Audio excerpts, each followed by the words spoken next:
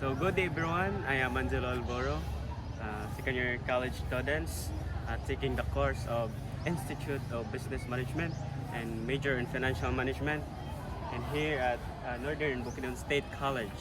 Good day everyone, I'm Marcel Jan M. Ituda, student here at Northern Bukidnon State College, second year Institute for Business Management, financial student. For you bro, so what is your main source of money? My main source of money is my allowance from my parents, maybe 500 or 600 weekly. So inabutang lang ako sa notebook kung pila gid ako madawat. Thank you. What are your main source of money? So actually bro, so my main source of money is ang ginahatag sa akong family bro. So how much money do you receive each week? So ang money gid nga ma-receive na ko each week bro, exact one yun 800 pesos per week. Nakuha sana all. Second question for you bro, so what are your typical weekly expenses? My typical weekly expenses include 300 sa ako ng snack, sa foods, yan na, sa 300 din ako magasto sa pagkaon sa isa ka semana kay ang akong schedule man sa isa ka semana is 4 days lang. Then ang 300 ana is naman ko'y on nga motor, so ginatubi lang nako ang siguro sa 4 days mga 150 okay na siya kay medyo dool naman ang investi. So sobrang nga gamay mo nang ginatago nako. Okay, thank you bro. Bro, what are your typical monthly expenses or weekly expenses? And how do you decide what to spend money on? So my typical expenses or every week is to buy food or any food. Then ay uban sad kay mapalit ko kanang new things, akong mga essentials, and more na bro. Then maybe that's all bro. Okay bro, fifth question. Do your financial choices affect your daily life? And what changes would you like to make to improve your money management? Then what simple tips would you recommend to your classmates?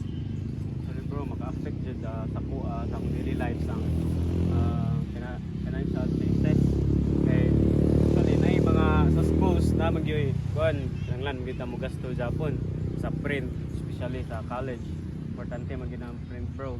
Then akong tips ay akong gusto improve sa akong kagalingon na mag-save kay kinahanglan ay dili tag kanang diretso mag kuan ba gasto sa kwarta. Kinahanglan una to nga kanang kwarta gusto nimo sa importante. So akong tips bro sa mga mananaw ani nga video or sa mga bro kay dili ta diretso mo gasto ani atong kwarta nga gi-save bro.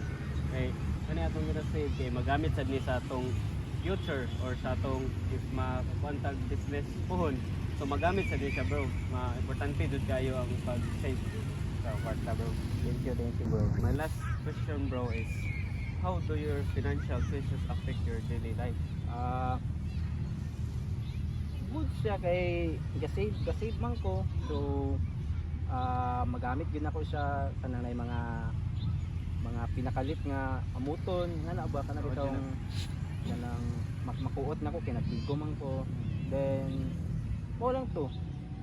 Then next bro, what changes would you like to make to improve your money management?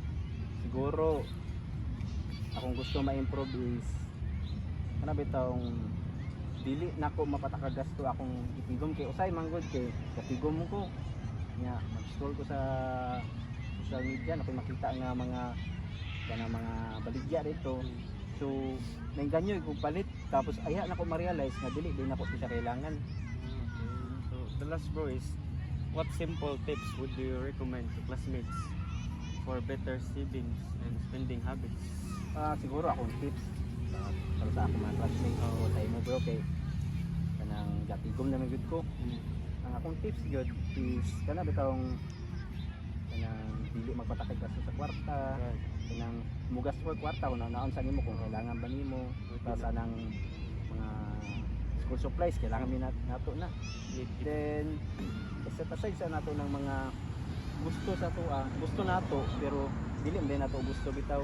Kay dako kay nagkatabang kung ma-practice na nimo dako kay nagkatabang sa future sa tuwa nga mga batan dako kay nagkatabang sa tuwa. Buhol mo na to bro. Thank you, bro.